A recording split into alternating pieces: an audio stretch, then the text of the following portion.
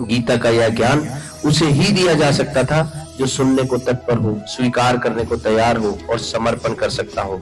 अहंकारवश भीष्म ने कभी कृष्ण से पूछा ही नहीं, कभी भी कोई प्रश्न नहीं थे। वे जानते थे कि कृष्ण कौन है, पर उनका अहंकार उन्हें जिज्ञासु बनने ही नहीं देता था, और जहां प्रश्न नहीं होता वहां ज्ञान कभी प्रवेश नहीं कर सकता। इन सब बातों को सोचकर इसी प्रकार स्वाभिमानवश युधिष्ठिर ने भी द्यूत क्रीड़ा के समय कृष्ण को याद नहीं किया। वहां जब दुर्योधन ने छल पूर्वक कहा कि मेरी ओर से पासे मेरे मामा शकुनी फेंकेंगे, तो युधिष्ठिर को भी वहां कहना चाहिए था कि मेरी ओर से पासे श्री कृष्ण फेंकेंगे।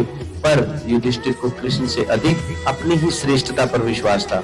ज्ञान का यही एक सूक्ष्म नियम है, जो स्वयं को विद्वान मान लेता है वह सीखने की पात्रता खो देता है। इसके विपरीत अर्जुन कभी भी कृष्ण के सामने अपने आप को विद्वान नहीं मानते थे।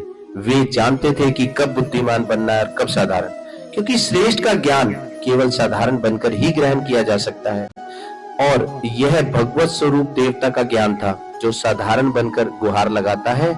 जो स्वीकार करता है कि मैं नहीं जानता, वही इस ज्ञान को पचा पाता है, हजम कर पाता है। इसीलिए अर्जुन ने पूर्ण निश्चय के साथ कृष्ण की प्रत्येक बात को मानने का संकल्प किया। केवल अर्जुन के भीतर ही कृष्ण के प्रति पूर्ण निष्ठा थी। वही एकमात्र ऐसा जिज्ञासु था, विनम्र था और विवेकी था। इसीलिए गीता न भीष्म को मिली, न युधिष्ठिर को, न दुर्योधन को।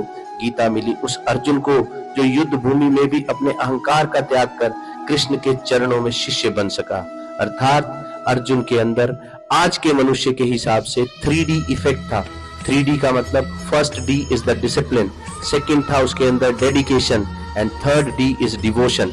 इसी तरह महाभारत की कथा में मूलतः 3 प्रकार के पात्र दिखाए, जो वास्तव में हर मनुष्य के भीतर किसी न किसी रूप में आज भी दिखाई देते हैं।